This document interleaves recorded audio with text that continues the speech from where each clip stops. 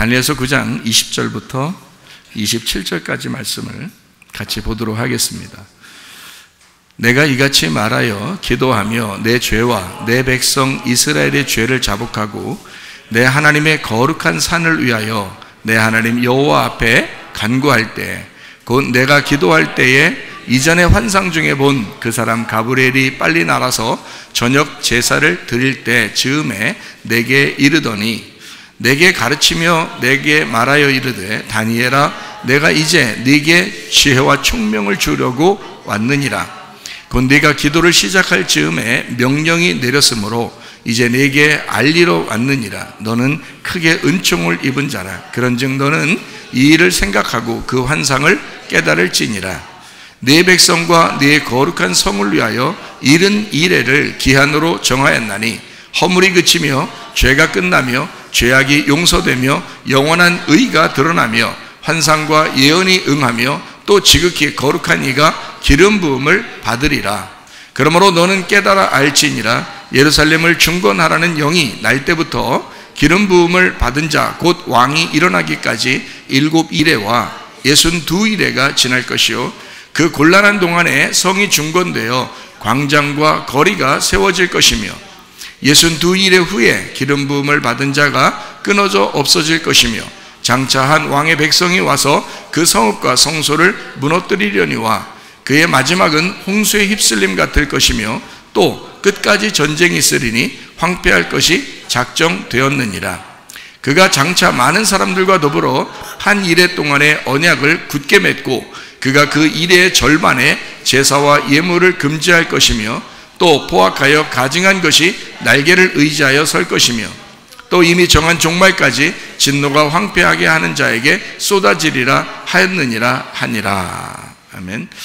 다니엘서 9장 이제 20절부터 27절까지 말씀을 그냥 여러분이 성경을 구약 성경이나 신약 성경을 잘 모르고 그냥 읽으면 저 뭔 말인가 잘 모릅니다.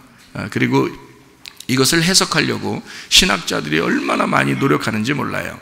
이 날짜를 계산해 보려고 노력하는데 근데 그게 만만치가 않습니다. 그러니까 신학자들도 A라는 타입의 신학자, B라는 타입의 신학자, C라는 D라는 이런 타입의 신학자들이 다 달라서, 그래서 신학교가 여러 개가 있는 거고 교회도 다 여러 개가 있는 거예요. 교단들도 다 여러 개가 있는 거고. 왜냐하면 이런 신학들이 달라서 서로 의견이 다르단 말이에요. 그러니까 의견 충돌이 일어나니까 갈라지죠. 갈라져가지고 서로 이 사람은 이런 주장, 이 사람은 이런 주장을 하게 돼서 교단들 같은 예수님을 믿고 있지만, 같은 예수님을 믿는 것을 이제 기독교라 그래요. 같은 예수님을 믿고 있지만 의견들이 다르단 말이에요. 그래서 이제 교단들이 다 다르게 이렇게 나간 것은 성경을 같이 보다가 이런 어려운 문제들에 이제 봉착하게 되는 거예요. 그러면 이런 부분에 대해서 서로 의견이 충돌이 일어나고 부딪히죠. 그러면 나는 이런 생각이 옳다고 생각해, 나는 이런 생각이 옳다고 생각해. 그러면 이제 서로 의견이, 예수님은 같이 믿지만 똑같이 서로 갈라져도 싸워도 예수님은 또 믿어요. 둘 다 믿는 사람들인데 서로 너하고 의견이 좀 다르다 이렇게 생각하는 거예요. 그러다 보니까 이제 나눠진 거죠. 그러니까 우리는 이 성경을 이걸 있는 그대로 한번 보자는 거예요. 그러면 여러분에게 어렵지 않은데, 왜냐하면 신학이라고 하는 건 일단 어렵거든요. 신학이라 그러면 어려워요. 그 어렵게 여러분에게, 모든 성도들에게, 이 세상에 예수님 믿는 사람들이 한두 명이 아닐 텐데 그 믿는 사람들에게 다 어렵게 이 성경을 써놨을까요? 그럼 이상하잖아요. 다 어렵게만 써놨으면, 그냥 읽으면서도 전혀 이해가 안 되고 그렇게만 성경을 써놨으면 어느 정도 이해는 가야 되는데 이해가 전혀 안 가고 신학자들만 이해가도록 성경을 써놨으면 그것도 문제라는 겁니다. 그렇죠? 하나님께서 우리를 사랑하신다면서 성경을 주셔놓고 너무 어렵게만 써놨어요. 그러면 이상하잖아요. 그래서 그거를 우리가 좀 생각을 해봐야 돼요. 그렇게 어려운 문제가 아니거든요. 그래서 적어도 다니엘서 9장에 있는 이 내용은 신학들이 그렇게 많이 여러 가지 주장을 놓지만 사실은 어려운 문제는 아니었다. 이게 쉬운 거였는데 그거를 그대로 봤어야 되는데 이거를 한번 자기들이 생각을 해본 거예요. 생각을 하다 보니까 이게 날짜별로 막 구분해 본 거거든요. 그러니까 날짜들로 구분해서 막 계산을 하여튼 소수점까지 안 틀리게 다 계산한 사람들도 있고 그래요. 그렇게 해야지 성경을 이해할 수 있다면 문제가 있거든요. 하나님 우리에게 주신 성경이 그렇다면 문제가 있는 거예요. 그렇죠? 왜냐하면 모든 일반 사람들은 교회를 뭐 이렇게 지혜로운 사람만 교회 다니는 게 아니고 뭐 있는 자, 배운 사람만 교회 다니는 게 아니잖아요. 그러니까 누구나 들으면 이해할 수 있도록 만들어야 되거든요, 성경이. 그런데 이해 전혀 안 가도록 만들어 놓으면 이상하잖아요. 그래서 여러분에게 여러분 수준에서 이해 가도록 제가 설명을 한번 해보려고 해요. 여러분 수준에서 이해 가도록 요거를 한번 있는 그대로 한번 보자는 얘기예요. 다니엘서 9장 20절 말씀을 우리가 읽었는데, 다니엘 9장 20절 보니까 여기에 다니엘이 기도할 때에 가브리엘 천사가 와서 뭘 설명해 주잖아요. 그렇죠? 그게 71회라고 하는 것을 설명해 준 것입니다. 71회라는 건 어렵지 않아요. 70 곱하기 7을 얘기하는 거예요. 1회라는 건 이게 일주일을 얘기하잖아요. 그러니까 70 곱하기 7 이렇게 해서 70 곱하기 7이니까 490을 얘기하는 거예요. 490. 그러니까 이 490이 1일이 1년이다 또는 1년이 1일이다 라고 하는 계산법을 이제 사람들이 생각해낸 거예요. 그 계산법을 이제 생각할 수밖에 없는 게 민수기 14장 34절입니다. 너희는 그 땅을 정탐한 날 수인 40일의 하루를 1년으로 쳐서 그 40년간 너희의 죄악을 담당할지니 너희는 그제서야 내가 싫어하면 어떻게 되는지를 알리라 하셨다 하라. 이게 가데스바네아에서 이스라엘의 12명 정탐꾼이 가나안 땅을 들어갔다 나오거든요. 들어갔다 나오는데 보니까 너무 좋은 거예요. 그래서 너무 좋은데 2명의 정탐꾼은 긍정적인 얘기를 했고, 우리 빨리 들어가서 정복하자, 하나님이 주셨으니까 그 땅을. 그런데 나머지 10명이 반대라는 거예요. 좋긴 좋은데 땅이 너무 좋아서 포도도 막 너무 크게 열리고 너무 좋은데, 아니 포도 한 송이가 사람만하니까 어떻겠어요? 포도 한 송이가. 근데 그 사람만한 포도 한 송이를 한 손에 들고 먹는 거인들이 있는 거예요, 거기에. 그러니 이게 얼마나 또 무섭겠습니까? 실제로 그런 거인들이 있다고 여러분 인터넷이나 교육 자료를 찾아보면요, 그런 거인들이 있었다는 그 뼈들이 지금 다 발견됐어요. 그러니까 사람은 그렇게 거인이 있었어요. 실제로 살고 있었단 말이에요. 그러니까 포도 한 송이가 사람만 하다니까요. 2사람이 장대에 깨가지고 메고 갔으니까 생각해 보시라고요. 그러니까 그런 포도가 있는 도시란 말이에요. 그게 여리고성이라고요.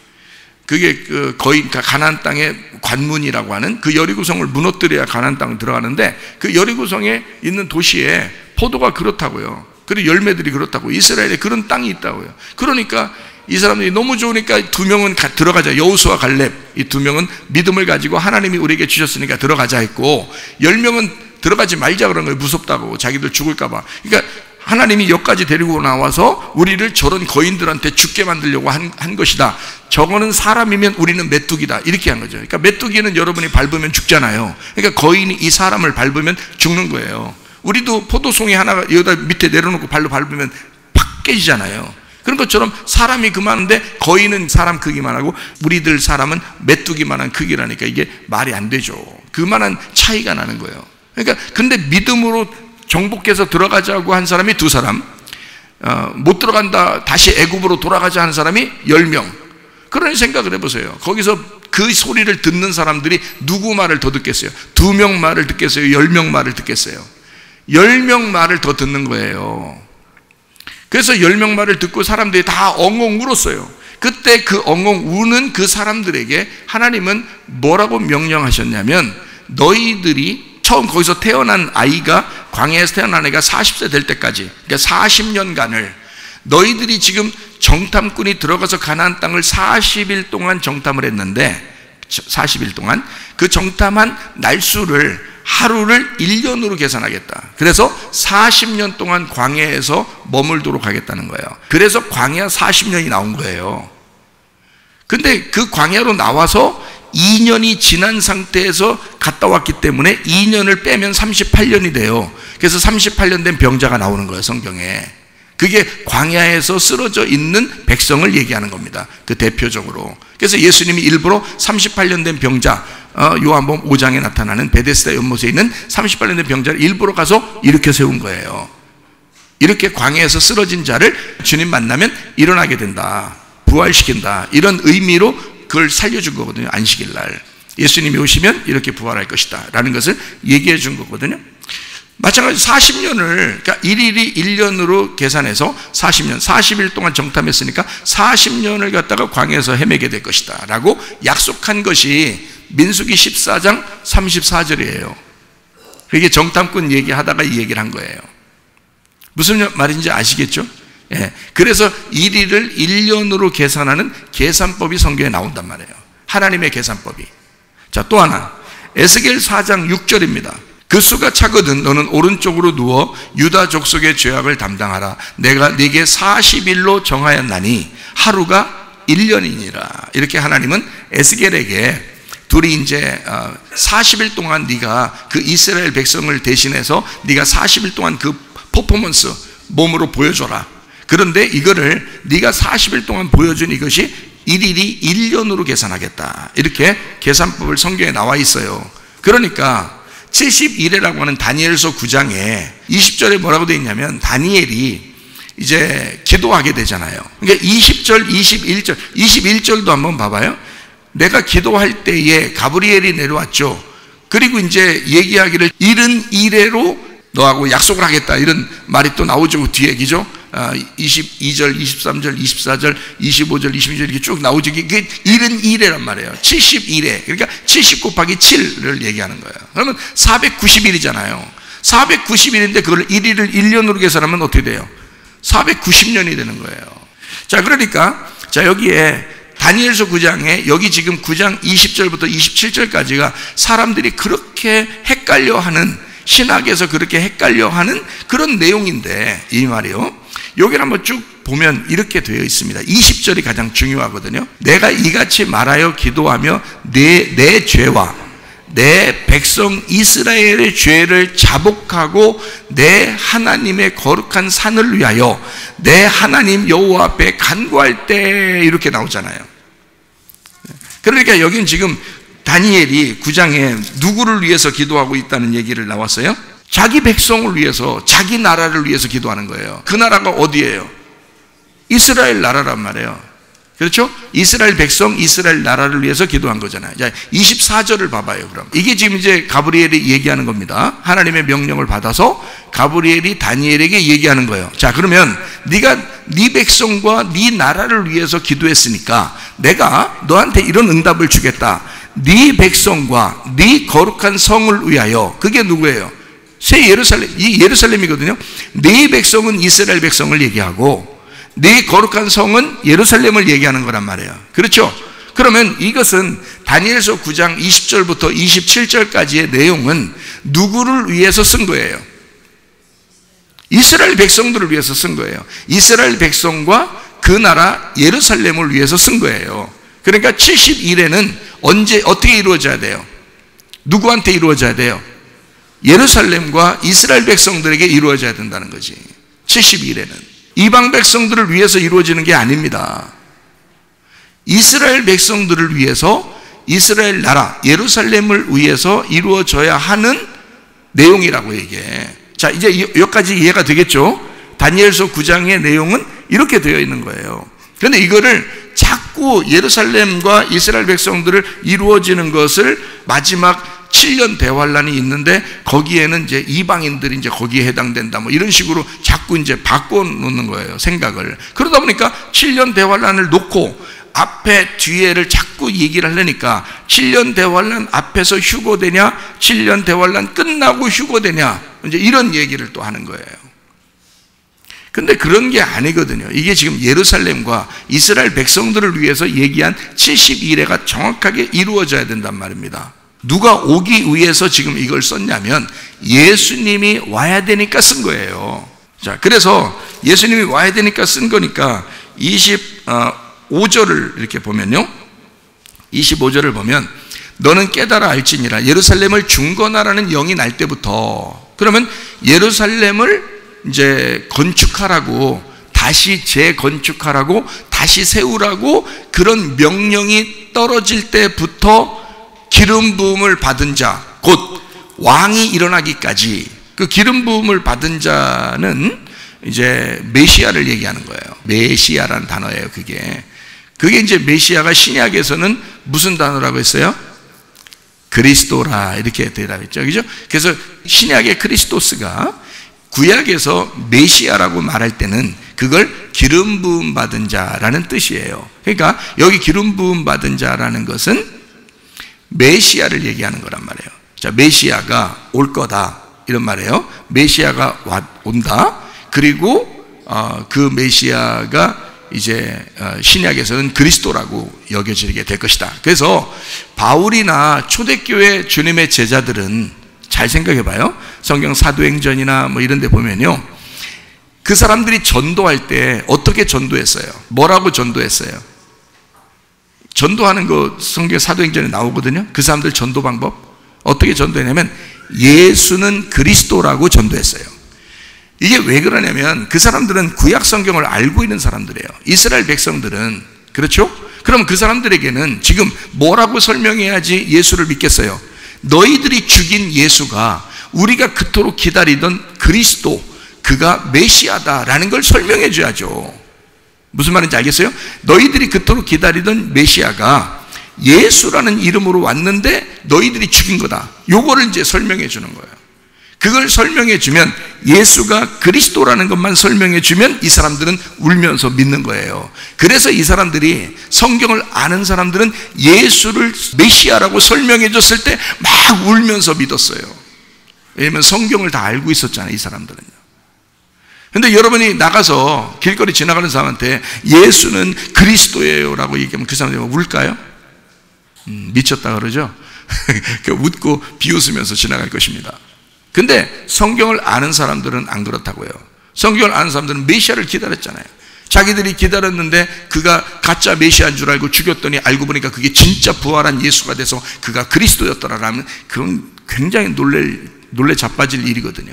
그래서 이 사람들은 막 울면서 예수님을 영접한 겁니다. 그 사람들이. 그래서 바울 사도나 아볼로나 뭐 이런 사람들이요, 주님의 제자들이요, 가서 다른 거 전도하지 않았어요. 예수님에 대해서 자기가 만난 예수를 설명하면서 그분이 메시아 그리스도다라는 걸, 구약 성경을 설명해주고 입증한 것입니다. 그러면 사람들이 다 믿었어요. 그 당시에요. 자, 무슨 말인지 아시겠죠? 그러니까 70일이라고 하는 것은요, 다니엘 9장에 나와 있는 이 얘기인데, 그 내용은 바로 예수님이 오신 것에 대해서 설명하려고 쓴 것입니다. 이 내용을 잘 알면은 이제 어떻게 되는지 아시겠죠, 그죠? 그러면 기름 부음을 받은 자, 왕이 일어나기까지, 자, 왕이 되려면 뭐 받아야 돼요? 기름 부음 받아야 돼요. 그게 언제 예수님한테 이루어졌죠? 침례 받을 때 이루어진 것입니다. 여러분, 세례나 침례라고 하는 얘기를 들어봤죠? 세례나 침례가 물속에 들어갔다가 나오는 것입니다. 물속에 들어갔다 나오는데, 물에 들어갈 때는 뭘 의미해요? 죽는 걸 의미합니다. 근데 물에서 나올 때는 뭘 의미해요? 부활한다는 것을 의미해요. 자, 어린 양 대신 예수님이 제사장인 침례 요한에게서 안수를 받으시고 이제 모든 인류의 죄를 거기서 뒤집어 쓰셨어요. 그러면 어떻게 돼야 돼요? 어디로 가야 돼요? 물속으로 들어가야 된단 말이에요. 죽어야 된다는 거지. 죽어야 되면, 죽었어요. 그러면 한 번 죽지 두 번 죽냐 이런 말 있죠. 한 번 죽었어요. 죽었으면 단번에 모든 죄가 용서됐어요. 그렇죠? 그러면 이분이 이제 일어나야 돼, 안 일어나야 돼? 일어나야 되죠. 그래서 부활을 의미하기 위해서 이제 물에서 올라오셨단 말이에요. 올라오시면 잘 생각해요. 물에서 올라왔기 때문에 부활이죠. 죽음에서 부활했잖아요. 그러면 이분은 뭐가 와서 역사해야 돼요? 성령이 와서 역사해야 돼. 그래서 물과 성령이 동시에 이루어지는 장소가 침례받는 그 장소란 말이에요. 그러니까 여러분이 진짜 구원받고 거듭나려면 어떻게 해야 돼? 죽어야지 되는 거란 말이에요.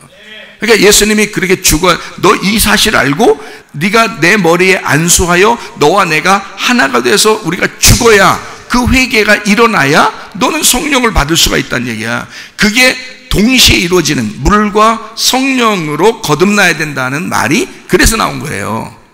무슨 말인지 아시겠죠?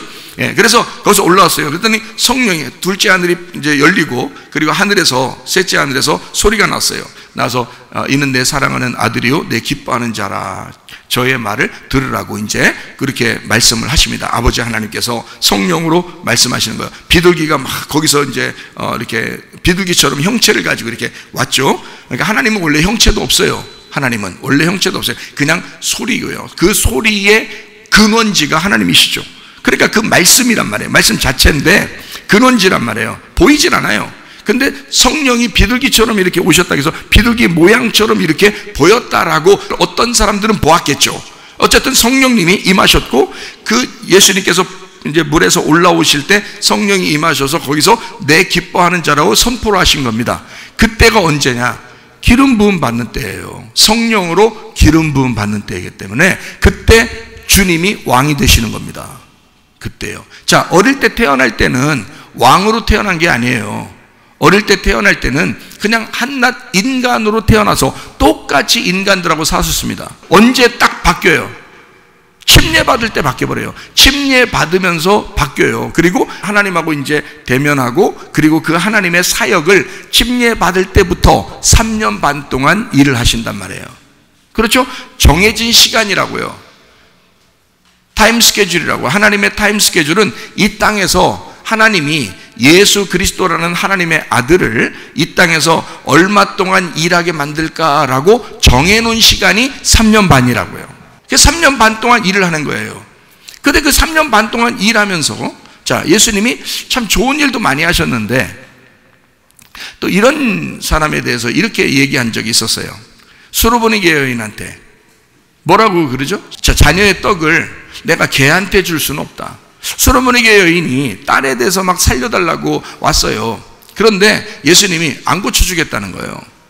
왜 안 고쳐주십니까? 라고 물어봤어요. 그랬더니, 야, 자녀의 떡을 내가 이방인 걔한테 내가 주겠냐?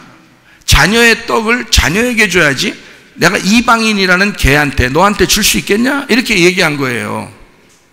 그러니까 그 여자가 뭐라고 그래요?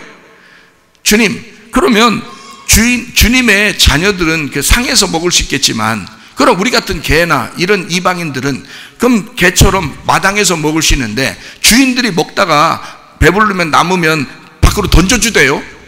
그럼 개한테, 아마 그 수르보니게 여인이 집에 개 키웠었는가 봐요. 그걸 아는가 봐. 그러니까 어째 그렇게 던져주니까 그거 주워서 먹대요 라고 말한 거예요. 그러니 주님, 부스럭이라도 자녀가 먹다가 남은 거라도 혹시 있으면 우리한테 던져주십시오 라고 얘기한 거예요. 정말 안타까운 얘기죠. 예수님이 보통 유대인들이나 이스라엘 사람들을 이렇게 치료할 때는 손으로 만져주기도 하고요, 그리고 안수도 해주고요, 막 이렇게 치료합니다. 그렇죠? 성경에 보면. 그런데 이 여자한테는 이상한 말을 해요. 내가 자녀의 떡을 걔한테 줄 수 있냐? 너는 걔니까 내가 줄 수가 없다. 이렇게 얘기한단 말이에요. 그랬더니 이 여자가, 그러면 걔도 자녀의 떡에서 부스럭이라도 먹지 않습니까? 주인의 상에서 부스럭이라도 내가 먹지 않겠습니까? 우리가 개라면. 자기를 개라고 인정합니다. 그 여자가요. 그때 예수님께서, 야, 이 여자 믿음 좋은데? 이러는 거예요. 믿음 좋은데? 그래 놓고 뭐라고 하냐면, 그러면 내가 가서 고쳐주리라 이랬어야 되거든요. 생각해 보세요. 유대인들이나, 삭개오도 유대인입니다. 삭개오도요. 가가지고 일부러 찾아가서 만나고 막 고쳐주고 구원받게 하고 막 이런 사람들이 많잖아요. 38년 된 병자도 유대인이에요.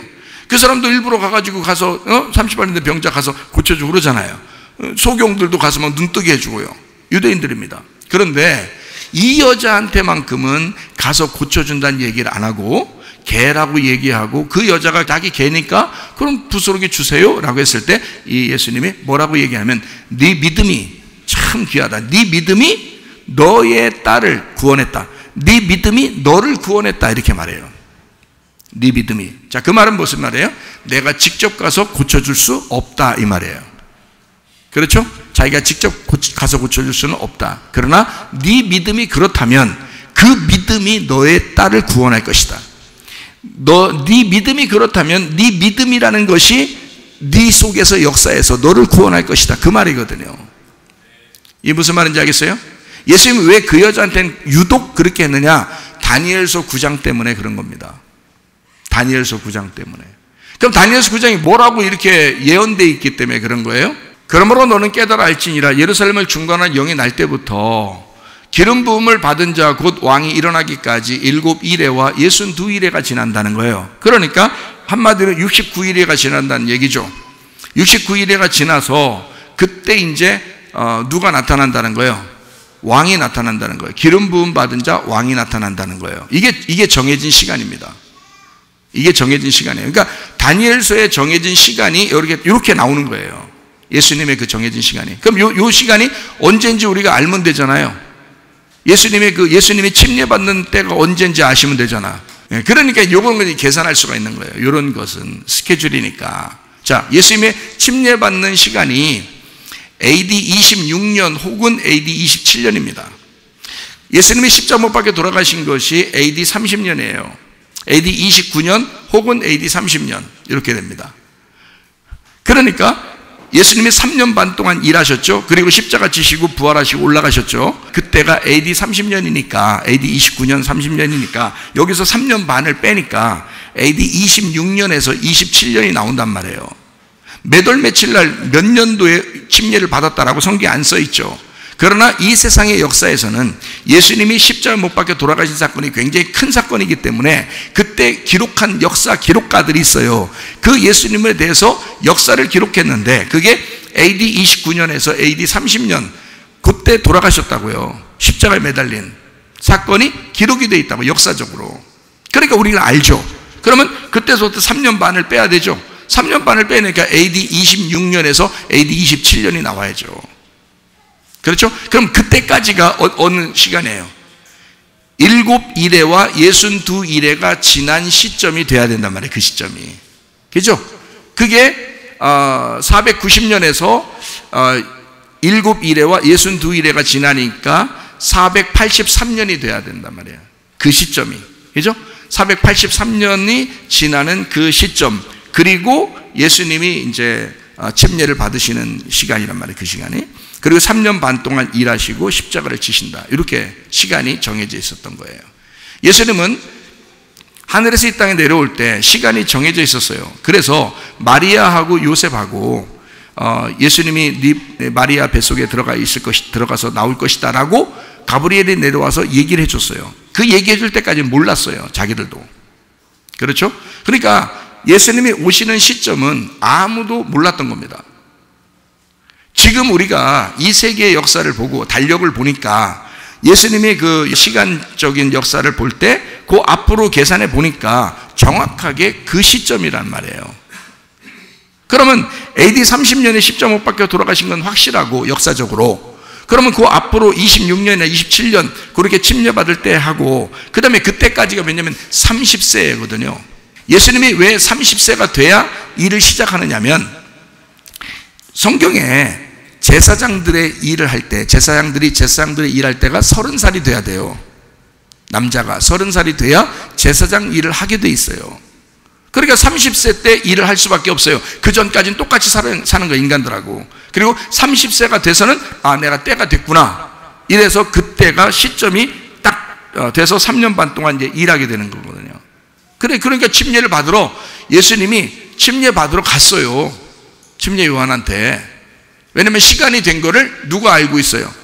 예수님 자신이 알고 있단 말이에요. 시간이 됐다는 걸 알고 있기 때문에 침례 요한한테 가서 내가 이제 기름 부음을 받아야 돼. 내가 물에 들어갔다 나와야 돼. 그리고 성령의 기름 부음을 받아야 돼. 사람들이 나를 안수해서 기름 부을 수가 없잖아. 왜? 내가 하늘에서 온 왕인데 어떻게 사람들에게 안수를 받겠냐 생각을 해봐라. 응? 사람들에게서 기름 부음을 받을 수가 없잖아. 하늘에서 직접 아버지가 기름 부어줘야 돼. 그게 성령이란 말이에요. 그래서 성령의 기름 부음을 받아야 되기 때문에 그 시점을 예수님만 안단 말이에요. 그러니까 예수님만 그 시간을 아니까 예수님이 직접 찾아간 거죠. 이해가 되겠습니까?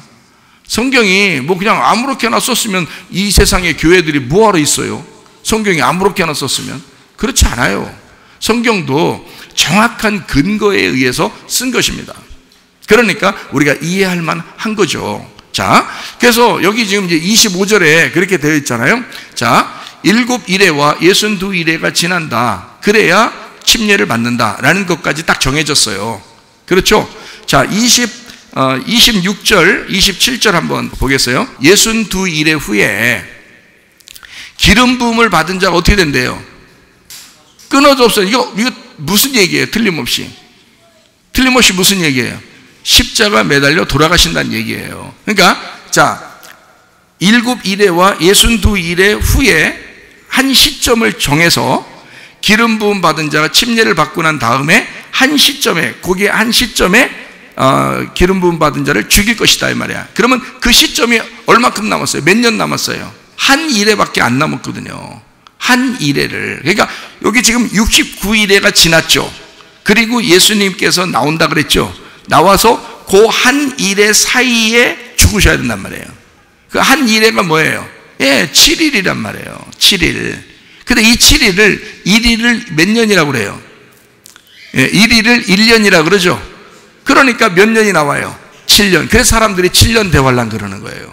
근데 이 7년 대환란이라는 말은 지금 여기 성경으로 보면 전혀 안 맞는 얘기잖아요. 생각을 해보시라고. 제가 지금 성경을 잘못 보고 있는 게 아니고 여러분하고 같이 지금 보고 있잖아요. 그죠? 근데 이건 지금 예루살렘을 위해서, 이스라엘 백성들을 위해서 정해놓은 70일이라고요. 그러다 보니까 이거는 이방인들에 대한 얘기가 아니고 지금 예루살렘과 그 백성들을 위해서 정해놓은 70일이라 마지막 69일회가 지나서 마지막 한 일회 동안에 그 일을 정해놔야 되거든요. 그 사이에 죽을 것이다 라고 했어요. 그럼 언제 죽을 거냐라고 성경에 써 있죠. 27절입니다. 그가 장차 많은 사람들과 더불어 한 일회 동안, 한 일회니까 7일이죠. 7년입니다. 그 7년의 언약을 굳게 맺고 그랬어요. 자, 언약을 굳게 맺고 언제 돌아가시냐? 그가 그 일회의 절반에, 그러니까 절반이 써있으니까 7년의 반이니까 몇 년이에요?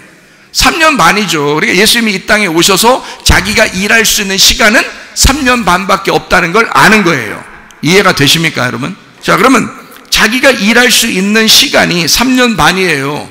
그러면 3년 반은 자기가 누구 때문에 온 거예요? 자기 백성들과 예루살렘을 위해서 왔잖아요. 그러니까 예수님은 일하는 3년 반 기간 동안에는 다른 나라에 가본 적이 있어요, 없어요? 없어요. 3년 반 동안에는 처음에 태어나서 애굽으로 도망가셨다가 그 요셉과 마리아가 예수님을 데리고 애굽으로 도망갔었어요. 그리고 거기서 다시 올라왔죠, 그죠? 나사렛 동네로 올라왔죠. 그래서 나사렛 사람이라 그렇게 말한 거예요, 예수님을. 어릴 때 자라난 동네가 나사렛 동네니까. 그래서 나사렛 예수 이렇게 얘기한 거예요. 이해가 돼요? 자, 그런데 예수님이 사역을, 침례를 받으시고 그때부터 일하기 시작하는 시점은 3년 반밖에 없다고요. 그거를 예수님이 정확하게 아시는 거예요. 그러니까 예루살렘에 들어갔다가 또 들어갔다가 하겠죠. 그죠? 들어갔다 나왔다 하겠죠. 그 예루살렘 근처에 있으니까 들어갔다 나왔다 해요. 그러다가 마지막 때 돼서는 자기가 또 예루살렘으로 가자 그래요.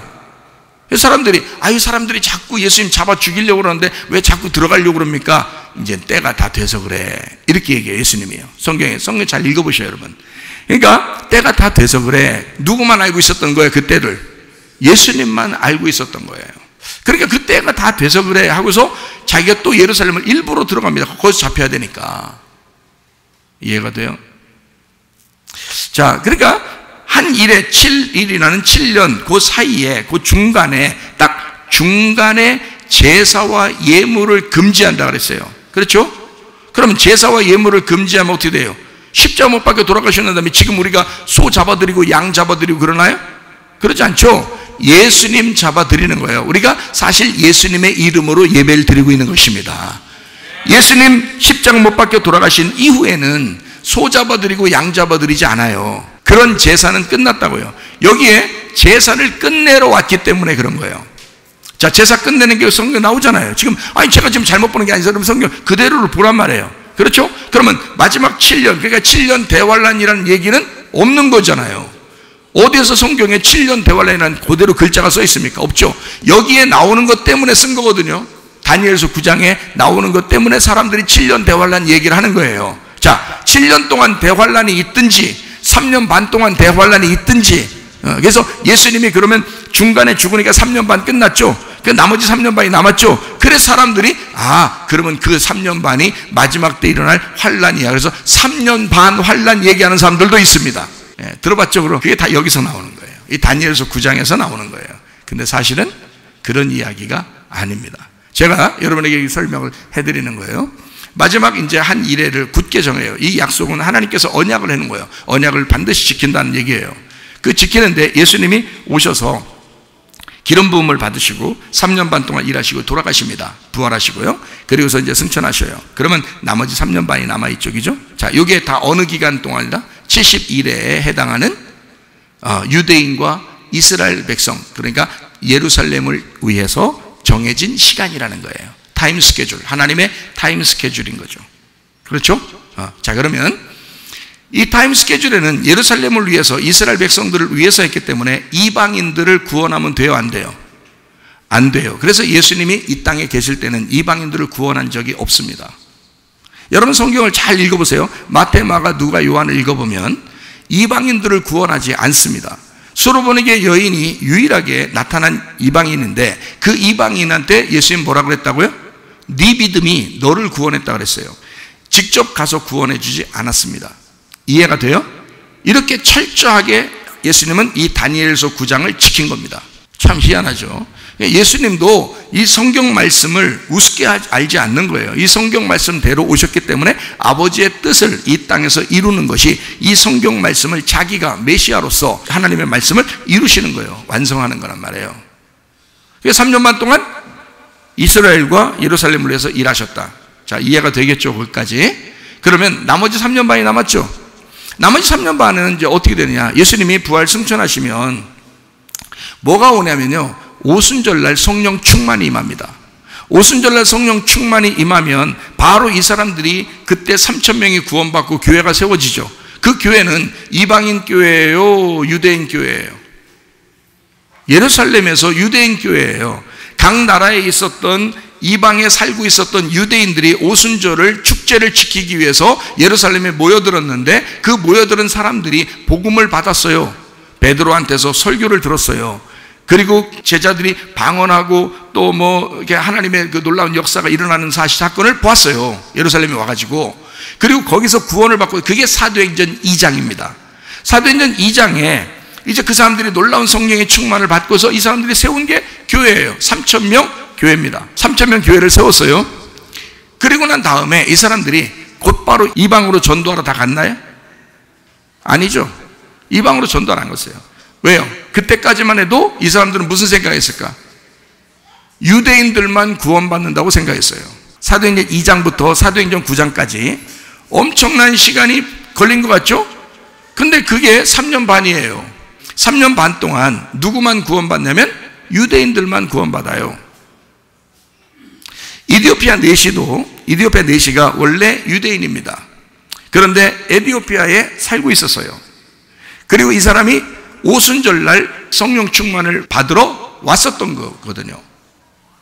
이 사람은 유월절, 오순절, 장막절 이렇게 지키러 오거든요. 절기를 지키러 오는 거거든요.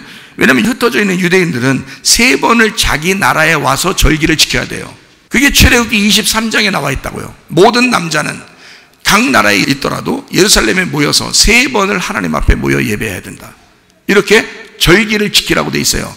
그게 유월절, 오순절, 그 다음에 장막절 이렇게 3번을 지키게 돼 있어요. 그러니까 에티오피아 내시는 그 절기 중에 하나를 지키러 왔겠죠. 왔다가 가는데 누굴 만난 거예요? 빌립을 만난 거예요. 빌립 집사님을 만났어요. 그래서 이 빌립 집사가 설명을 한 거예요. 이사야를 놓고 읽고 있는 이디오피아 내시에게 복음을 설명해요. 그가 예수님이다 라고 설명을 한 거예요. 그래서 이디오피아 내시가 예수님을 영접하죠. 그리고 바로 침례를 받습니다. 그리고서 돌아갔어요. 그리고 그 이디오피아에 기독교인들이 많이 삽니다. 그의 자손들도 그렇고 그의 친척들도 그렇고 친구들도 그렇고 아마 예수님을 소개했겠죠. 이 사람들은 철저한 믿음의 사람들이니까. 이디오피아 내시뿐만 아니라 오순절날 성령 충만을 받았던 이 사람들, 그리고 3,000명 구원받았던 그 사람들이 각 나라에 있었던 사람들이에요. 이제 흩어져서 복음이 나중에 전파됐겠죠. 자, 주님의 제자들을 12명, 그리고 120명, 그리고 뭐 한 500명, 뭐 거기에 모여있던 뭐 기도했던 사람들, 오순절 성령 충만 받았던 뭐 이런 사람들 있잖아요. 자, 이런 사람들이 복음을 전도하는데 사도행전 9장까지 이방인에게 전도를 안 합니다. 다 유대인들에게만 전도했어요. 그럼 언제부터 이방인에게 전도가 시작되냐? 사도행전 10장에 고넬료가 구원받은 게 첫 번째 이방인 구원받은 거예요. 고넬료가 이방인 첫 번째 구원받은 사람이에요. 누가 구원시켰죠? 베드로가요. 베드로가 구원시켰어요. 베드로는 천국 열쇠를 가지고 있어요. 예수님께서 야, 천국 열쇠를 너한테 주겠다 이랬잖아요. 그러니까 베드로가 말씀을 증거해 줘야 되는 거예요. 이 고넬료가. 천국 열쇠가 뭐야? 예수님이잖아요. 그 복음의 키예요. 예수님을 전달한 거예요, 고넬료한테. 그래서 그 고넬료가 복음을 받고 예수를 영접했어요. 거기서. 그게 이방인 첫 번째 구원입니다. 자, 그때부터 누가 나타나요? 이제 사도행전 11장부터 누가 나타나요? 바울이 나타나는 거예요. 사울이라는 바울이 나타나는 거예요. 여러분, 바울이 그 전에 막 나타나는 게 아니에요. 그 전에는 뭐가 있었냐면 스데반을 죽일 때 나타나요. 사도 바울이라는, 사울이라는 바울이 스데반을 죽일 때 나타나요. 스데반을 죽이고 난 다음에 그리고 또 여러 사람을 죽이러 가다가 예수님을 만난 거예요. 예수님 만났다고 그날부터 다른 사람 이방인들 잡아다가 전도했을까요? 아니에요. 바울도 역시 그냥 예수님 만나고 난 다음에 기다리고 있었어요. 하나님의 명령을 기다리고 있었어요. 그 시간에. 언제까지? 유대인의 시간이 끝날 때까지. 그게 유대인의 시간이 끝나는 때가 고넬료가 구원받는 때란 말이에요. 그럼 그때부터 이제 누가 등장을 해야 돼? 예, 사도 바울이 등장해야 되는 거예요. 바울이 등장해서 그때부터는 이방인들을 전도해야 되는 거예요. 그게 사도행전의 뒷부분입니다. 그래서 바울은 별데 다 가죠, 그죠? 예, 이 나라도 가고 저 나라도 가고 로마도 가서 거기 있고요. 로마 황제까지 가서 바울이 전도합니다. 물론 예수님을 영접한 건 아닐 수도 있어요. 그렇지만 전도하는 것까지 다 가요. 뭐 총독이든지 뭐 황제든지 상관없어요. 바울은 이방인들이라면 다 이제 전도하러 다닌단 말이에요. 처음에는 누굴 만나면 유대인들을 만나요. 어디 가든지 유대인들이 있으니까 유대인들을 만나서 같이 얘기를 해요. 그리고 토론하고 그 중간에 이제 생겨나는 이방인들에게 전도합니다. 바울이요. 그때부터는 이방인이 전도가 나와요. 사도행전 11장부터는. 그런데 그 전까지는 안 나타납니다. 유대인 전도밖에 안 나타나요. 왜 그럴까요? 그때까지가 70일에 정해져 있는 시간이기 때문에 그렇습니다. 70일에. 그러면 70일에서 마지막 한 일회, 7년이라는 한 일회를 중간에 예수님이 돌아가시고 부활하셨죠, 그죠? 그러면 3년 반이라고 했죠, 그날이. 그럼 나머지 3년 반이, 그 나머지 3년 반 동안 그 안에 유대인들이 전도되고 스데반이 죽고 그리고 고넬료가 구원받고 이게 끝나는 거예요. 그게 사도행전 10장까지라고요. 그러니까 성경은 정확하게 시간을 정해놓고 이 일을 하고 있었던 겁니다. 자, 하나님의 타임 스케줄이라는 것은요, 주먹구구식으로 이렇게 하지 않는다는 거예요. 하나님에게서는 정확한 어떤 시점이라는 게 있는 거예요. 예수님이 그냥 주먹구구식으로 성령 충만하게 만들려고 오순절날 아무렇게나 니네 몰라, 니네 어느 때인지도 모르는데 그냥 기다려봐, 어쨌든 한참만 한 100년 후에 성령 충만할게요, 이런 게 아니란 말이에요. 예수님 부활 승천하고 난 다음에가, 그게 언제면 예수님 부활하시고 난 다음에 40일이 지난 다음에요. 그걸 사순절 이런 얘기도 하잖아요, 그죠? 그러니까 예수님 부활하시고 40일이 지나서 승천하시는 거예요. 왜? 그래 놓고 뭐라 그러면, 야, 조금 있으면 너희들한테 하나님의 약속한 것이 내려올 거거든. 그게 성령님이십니다. 성령의 충만해요. 내려올 거니까 너 니네는 예루살렘을 떠나지 말고 있어라. 그렇게 말씀합니다. 예수님이요. 그게 누가복음 24장하고 사도행전 1장에 설명하고 있죠. 그러니까 그 성령의 충만이 임해야 하나님의 일들을 땅끝까지 이루기 때문에 성령의 충만이 임할 때까지는 가만히 있으라는 거예요. 그게 며칠 동안이야? 10일 동안이에요. 10일 동안. 그 10일 동안 머물러 있어야 되는 거예요, 거기에. 그렇게 해야지. 한 100년은 머물러 있어라 그러면 충만하게 돼. 그렇게 말 안 한다고. 왜냐하면 예수님은 그 타임 스케줄을 정확하게 알아요. 그러니까 언제쯤 성령 충만이 임하고 그것도 오순절날 임해야 된다는 걸 알아요. 그날 임해야 된다는 걸 정해놓은 시간이란 말이에요. 그러니까 그 정해놓은 시간을 정해놨으니까 자기는 40일이 돼서 딱 올라가야 되고, 그 다음에 나머지 10일 동안 있으면 너희들은 여기서 성령 충만 받을 거니까 기다리고 있어. 그거 충만 받으면 성령이 그냥 다 데리고 다닐 거니까 니네가 가기 싫다고 해도 안 가는 게 아니야. 다 성령이 데리고 다닐 것이다. 성령의 능력이거든요. 자, 그거를 3년 반 동안 유대인들을 위해서 일하게 되고, 나머지는 이제 지금까지 이방인들이 구원받는 시대란 말이에요. 지금까지 바울로부터 시작해서 지금까지 이방인들이 구원받는 시대예요. 자, 그래서 제가 요걸 이제 이런 타임 스케줄이 정확하게 성경에 정해져 있다면, 그러면 뭔가 주님의 재림도 또는 우리가 휴거당하는 것도 또 이 성경의 마지막, 이 세상의 마지막 날 종말이라는 것도 어느 정도 정해져 있다는 것입니다. 그게 우리는 날짜를 모르지만, 뭐 솔직히 날짜를 모른다고 해야지, 날짜 안다고 그러면 그거 완전 이단되는 거죠. 그러니까 날짜는 정확하게 모르지만 그러나 어느 정도 이게 사인이 있다는 거예요. 이게 보여진다는 거죠. 그래서 제가 정확한 날짜는 하나님만 아신다, 이걸 전제로 하는 겁니다. 그리고 준비되지 못한 사람들에게는 차라리 정확하게 날짜가 안 맞았으면 좋겠다는 거예요. 준비 안 된 사람들을 위해서. 뭐 준비된 사람들은 오늘 오셔도 돼요. 내일 오셔도 되고, 그렇죠? 빨리 오실수록 좋아요. 그런데 아직 준비 안 된 사람들을 위해서 조금이라도 시간을 좀 지체했으면 좋겠다라는 거 하는 게 이제 우리 마음이죠. 성경은 주님의 시간을 어느 정도 정해놓고 썼습니다. 그래서 성경의 시간대로 우리가 보면 보통 2000년 주기라는 말 들어봤죠? 2000년 주기로. 그래서 2000년, 2000년, 2000년 이렇게 주기적으로 이렇게 2000년이 되면 뭔가 큰 일들이 벌어졌다 이렇게 써 있어요. 그게 이제 어떤 그 2000년씩 한 커트 이렇게 나눠지는데, 그게 2000년 주기라면 어느 시간을 얘기하는 거냐면 성경에서 아담 때부터 노아 때까지가 2000년입니다. 이제 뭐 정확하게 몇 월 며칠이에요, 뭐 며칠 지났어요, 뭐 이런 거 우리 모르죠. 그냥 성경에 나와 있는 어떤 숫자를 계산을 하다 보면 거의 2000년 정도를 얘기를 할 수 있어요. 그러니까 아담부터 노아 때까지요. 노아 때까지, 노아 때 이 세상 멸망했죠. 그 2000년. 그리고 노아와 아브라함을 거쳐서 아브라함 때부터 다윗 때까지가 1000년이에요. 아브라함 자손, 이게 나이를 다 계산하면 나오거든요. 성경에 나이가 쭉 써 있으니까 나이를 다 계산하면 이게 나오는 1000년이에요. 아브라함부터 다윗 때까지가.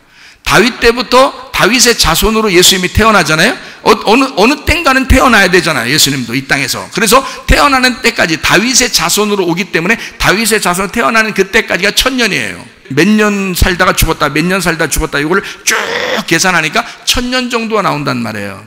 그러니까 아브라함 때부터, 믿음의 조상 아브라함을 하나님이 선택하실 때부터 예수님이 올 때까지가 2000년이에요. 성경이 그냥 거의 그래요. 그러면 예수님이 오신 다음부터 이 세상의 종말, 마지막 때까지가 몇 년 정도가 되려면 2000년 정도가 돼야 돼요.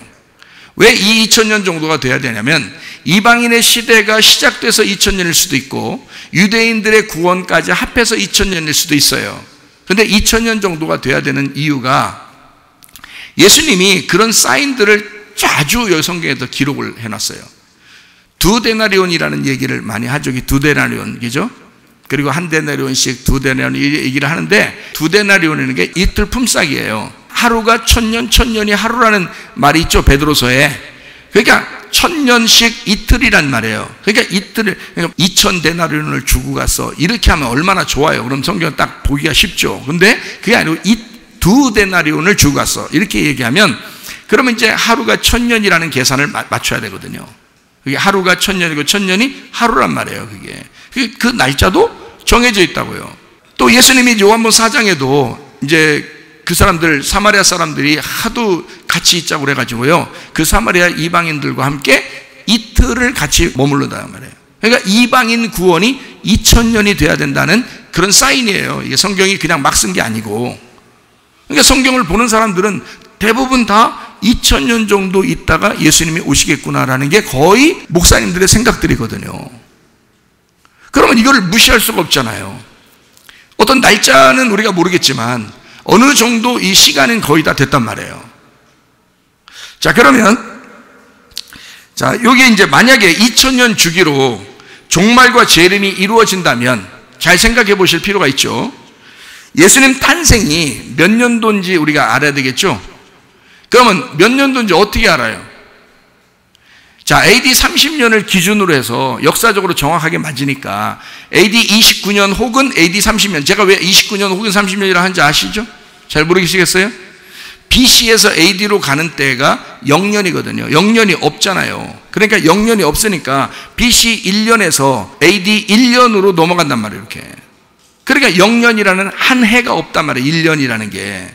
그렇죠? 그걸 안 써놨다니까 그 날짜를 모르니까 AD 30년이 이제 1년, 2년, 3년을 딸 때는 AD 30년이 맞아요. 그런데 그게 0년을 빼면 이게 29년이 된단 말이에요. 그래서 내가 29년, 30년 이렇게 얘기하는 거거든요. 그러면 기름 부음 받은 침례를 받으면 거기서 3년 반을 빼면 되겠죠. 3년 반을 빼면 몇 년이에요? AD 26년에서 27년이 맞아요. AD 26년에서 27년이 침례받는 때라면 거기서부터 몇 년이 또 앞으로 가야 돼요? 30년이 앞으로 가야 돼요. 30년이 앞으로 가면 BC 4년이나 BC 5년이 나와요. 이건 뭐 누구나 계산할 수 있는 얘기들이란 말이에요. 역사만 아는 사람이라면. 그죠? BC 4년에서 BC 5년이 나와요. 그래서 예수님 탄생 시기는 BC 4년이나 BC 5년이 맞다. 이렇게 나오는 거죠. 그렇죠? 몇 월 달에 태어났었을까? 뭐 이런 것도 이제 또 그 계산할 수 있죠. 뭐. 그 충분히 계산합니다. 제가 설명을 한번 해드릴 테니까 한번 들어보셔요. 예수님 탄생이 BC 4년이니까 2000년 후면 1995년이 돼야 돼요. 맞죠? 지났어요? 안 지났어요? 지났어요. 이게 지났으니까 이제 그거로 계산하는 것은 아니다라고 해야 되겠죠. 그죠? 예수님 사역 시작이 몇 년도라고요? AD 26년이나 AD 27년이라고요.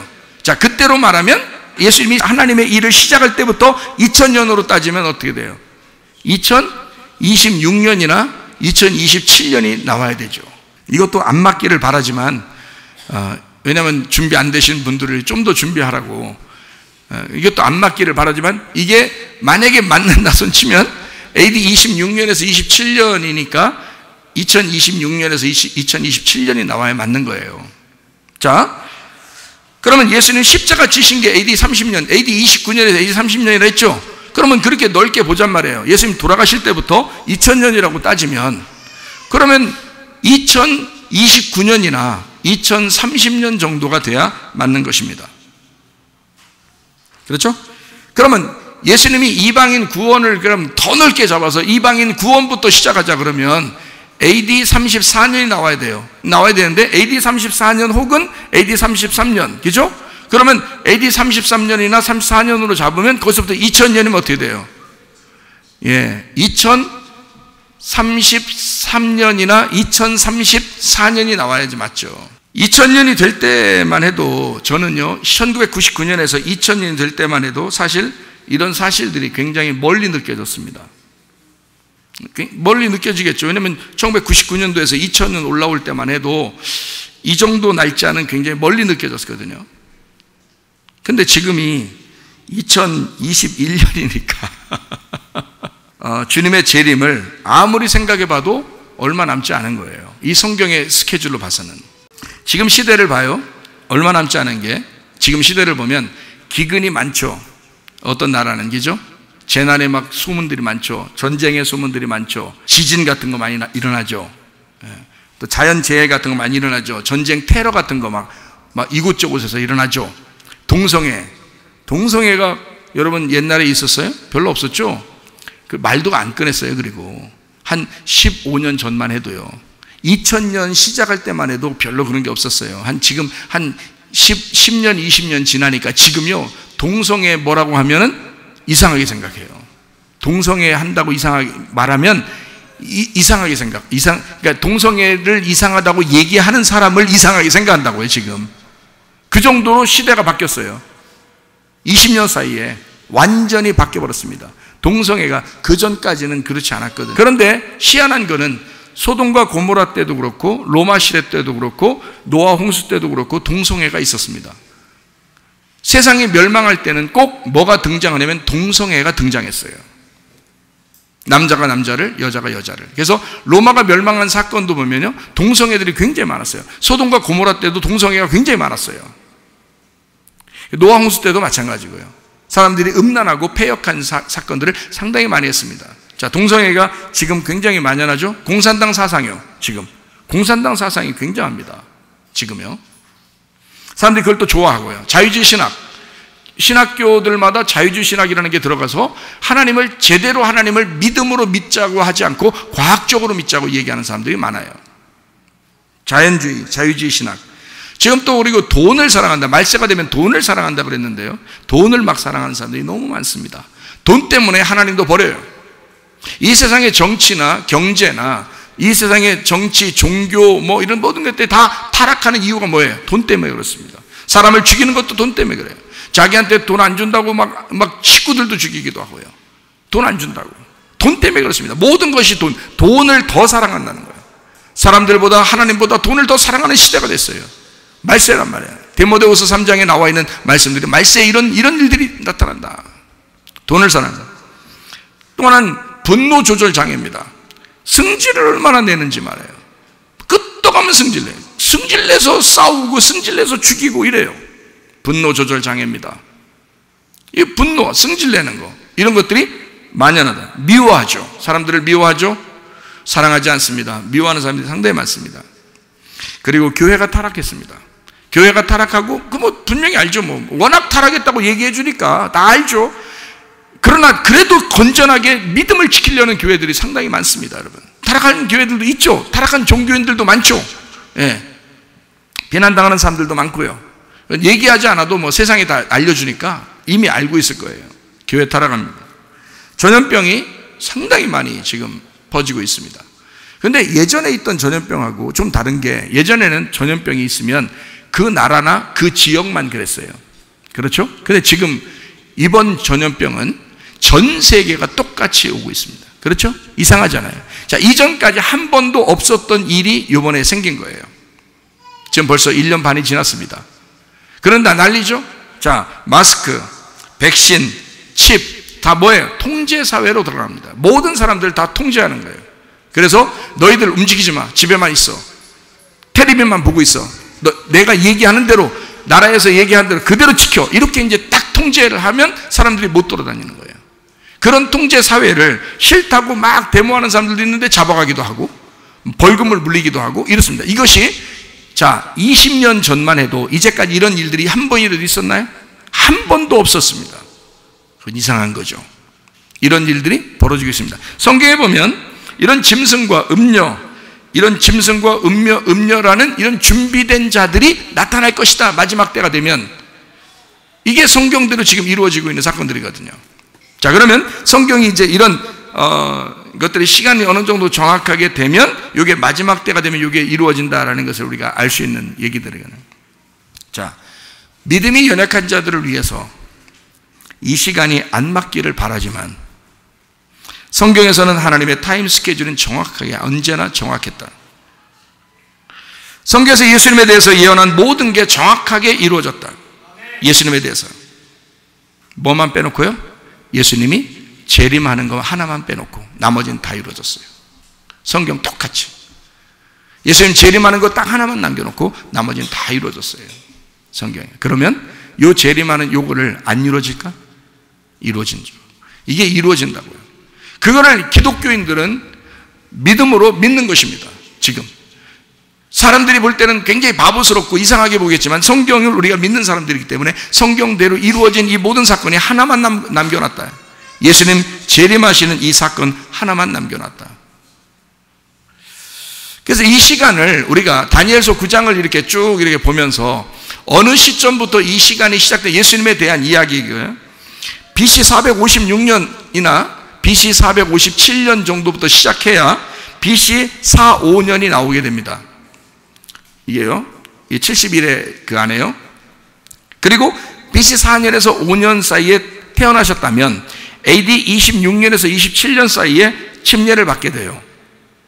그리고 30세, 그때가 30세예요. 그럼 AD 29년이나 AD 30년에 십자가 못 박혀 돌아가시죠. 그리고 부활하십니다. 그리고 다음에 AD 33년에서 AD 34년 사이가 되면 스데반이 순교하게 되고 고넬료가 구원받으면서 이방인 전도가 시작됩니다. 자, 이게 정확한 스케줄이거든요. 하나님의 스케줄. 자, 언제 주님이 몇 월 달에 태어나셨을까? 10월 달이나 11월 달입니다. 여러분이 알고 있기는 12월 달로 알고 있겠지만 그렇지 않습니다. 왜 이게 10월 달에서 11월 달로 우리가 얘기를 할 수 있냐면요, 성경에 몇 월 달이라는 말이 나와야 안 나와요? 안 나오죠. 정확하게 십자가 못 박혀 돌아가신 그 시간을 보고 거기에서부터 거꾸로 가면 다 나와요. 태어나는 게. 잘 생각해 봐요. 예수님 십자가 못 박혀 돌아가시는 것이 몇 월 달에 돌아가셨어요? 4, 5월 달입니다. 왜 4, 5월 달이냐면 그때가 6월절이에요. 우리나라 달력으로 4, 5월 달이 되면 그때가 6월절이라고요. 그럼 6월절 날 돌아가셔야 맞는 거예요. 그러니까 4, 5월 달이 맞죠. 그러면 거기서부터 거꾸로 6개월이 지나가야 되죠. 33년 6개월이 가면 몇 월 달에 태어난지 나오겠죠. 그러면 4, 5월 달에 예수님 죽으시고 부활하셨다면 거꾸로 33년 반을 지나가 봐요. 6개월을. 그럼 몇 월 달에 나와요? 10월 혹은 11월이 나오는 거예요. 태어나는 게요. 자, 그러면 10월 혹은 11월이면 언제가 돼요? 그 계절로 보면. 그러니까 보세요. 예수님이 이런 절기를 무시하지 않아요. 이스라엘에 있는 절기대로 예수님은 그 일을 이루셔야 되거든요.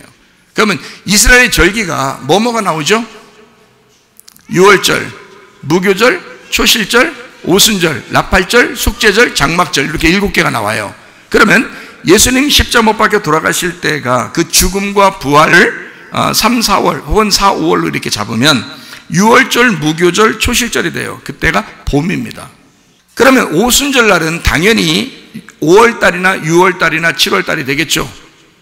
오순절 성령 충만이 임하면 그때가 오순절 여름이 되겠습니다. 자, 그러면 예수님의 그 탄생으로 볼 때 예수님은 10월달이나 11월달 이때쯤 태어나셨을 것이다. 9월이나 10월이나 11월달 이렇게 계절적으로 보면 그렇다는 얘기예요. 그 탄생으로 보면 그때가 나팔절, 속죄절, 가을입니다. 예수님 태어나실 때 알게 왔다고 그랬어요? 모르게 왔다고 그랬어요? 모르게 오셨다고 그랬어요. 그럼 재림은요? 예수님 재림 때는 성경에서 볼 때 모두 다 알게 오신다고 했어요. 모두 다 알도록. 처음에는 오실 때만 해도 모르게 왔어요. 성경에 있는 대로 예수님만 지키면 돼요. 근데 마지막 주님의 재림 때는 믿는 사람들을 데려가야 되기 때문에 모든 사람을 알게 합니다. 그렇게 오십니다. 그래서 사람들이 말하는 공중 재림이다, 또는 구름 타고 오신다, 또는 올라가셨던 그대로 내려오신다, 또 우리를 모두 다 데리고 쉬고 갈 것이다, 이런 얘기들이 하는 얘기가 다 알게 오기 때문에 그렇습니다. 자, 장막절은 그러면 언제일까요? 겨울입니다. 겨울, 장막절, 겨울. 물을 기다리는, 새로운 봄을 기다리는, 물을 기다리는 장막절, 겨울에 있습니다. 그때가 안식이에요. 12월이나 1월 혹은 11월 말 이렇게 되겠죠, 그죠? 그래서 그 사이 이제 날짜들은 변하거든요. 음력이니까. 유대인들은 음력을 쓰거든요. 그럼 보세요. 6월절 죽음이 정해졌습니다.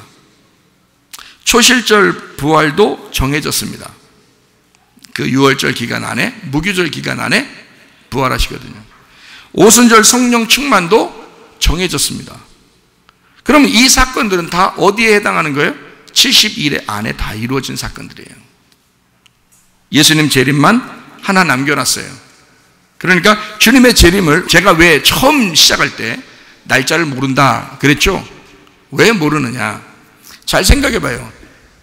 어느 정도 우리는 사인이라는 걸 알아요.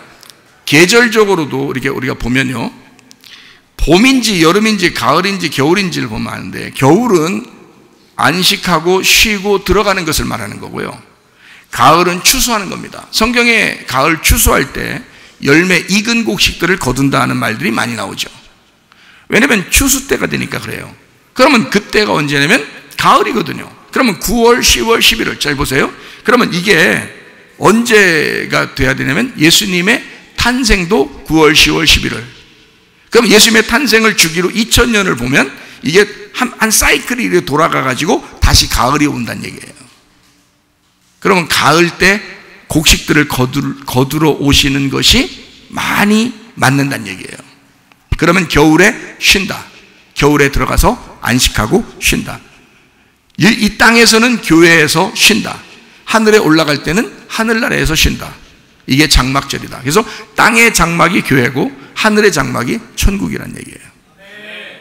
이게 정해져 있는 타임 스케줄이에요. 자, 6월절부터 시작해서 장막절까지 이제 어느 정도 사이클을 이제 아시겠죠. 자, BC에서 AD 사이에 1년 차이 납니다. 그것뿐만이 아닙니다.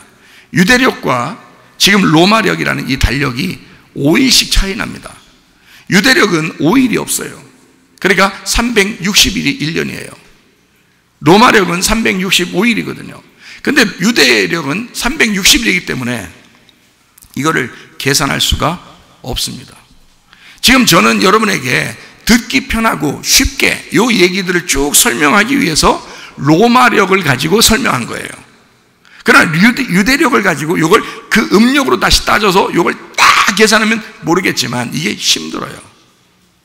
그래서 사람들은 이 계산을 못했기 때문에 예수님 오시는 것도 몰랐던 거예요. 예수님 재림하시는 것도 모르는 거예요. 그러니까 하나님만 아신다는 거예요. 이 세상을 창조하신 것도 하나님이시고 이 세상을 끝마치는 것도 하나님이시니까. 그래서 저는 이거를 성경 어떻게 보냐면 데살로니가 전서 5장 1절부터 10절까지 말씀, 형제들아 때와 시기에 관하여는 너희에게 쓸 것이 없음은 주의 날이 밤에 도둑같이 이를 줄을 너희 자신이 자세히 알기 때문이라.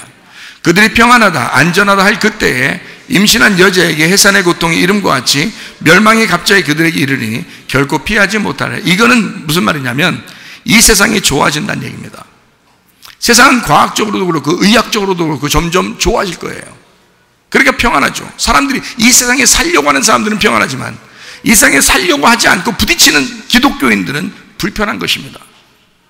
우리들에게만 불편한 거지 이 세상 사람들은 그게 굉장히 편한 거예요. 자, 그게 이런 일들이거든요. 그때 갑자기 주님이 오신다는 겁니다. 자, 데살로니가서 5장 4절 말씀, 형제다 너희는 어둠에 있지 아니하며 그날이 도둑같이 너희에게 임하지 못한다. 안다는 얘기예요.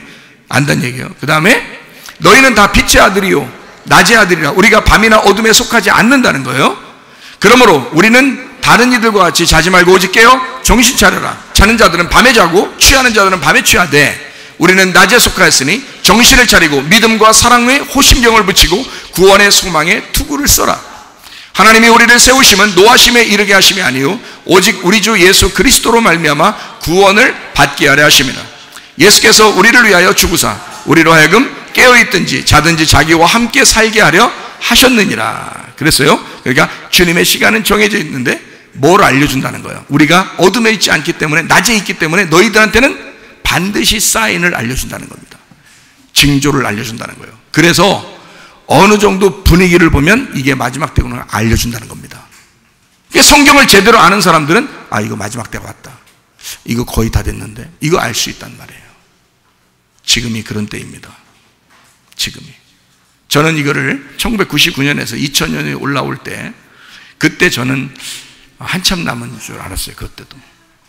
근데 지금에 와서 세상이 발칵 뒤집히면서 이걸 딱 보니까 이거는 예사로운 일이 아닌 거예요. 이거는 주님 오시는 것을 사인으로 보여주는 것입니다. 어느 정도 시간이 정해졌다. 자, 여기 데살로니가 전서 5장에 1절부터 10절까지의 때와 시기에 관하여 이렇게 돼 있어요. 때라는 게 크로노스입니다. 때와 시기에 관하여 너희에게 쓸 것이 없다. 안다는 얘기예요. 사람들이요. 우리 믿는 사람들은 안다는 거예요. 근데 그 때라는 게 크로노스고 시기라는 게 카이로스입니다. 크로노스는 여러분 아시죠? 우리가 살아가는 그 시간을 말합니다. 내게 주어진 시간, 이거를 크로노스라고 해요. 카이로스라고 하는 건 하나님이 거기에 침투해서 들어오는 시간을 말합니다. 그러니까 너의 크로노스 시간에 카이로스가 들어오게 될 것이다, 이런 말이거든요. 하나님의 시간이 너희 속에 들어오게 될 것이다. 자, 우리가 구원받을 때도 그랬죠? 물과 성령으로 거듭날 때 하나님의 성령이 우리를 밀고 들어오셨습니다. 그리고 이 땅 마지막, 이 세상의 마지막이 될 때 하나님의 시간이 어느 날 타임 스케줄이 정확하게 끝나는 시간이 우리에게 도래할 것입니다. 그러면 그때가 우리에겐 종말이에요. 이건 아무도 벗어날 수가 없습니다. 하나님이 시작한 이 세상을 하나님이 끝마치시겠다 하니까 아무도 그걸 거절할 수가, 거부할 수가 없는 것입니다. 그걸 막을 수가 있는 자가 아무도 없는 거예요. 그러므로 여러분, 우리가 이 시간에, 그때 이 시간에 우리는 어떻게 해야 되는가?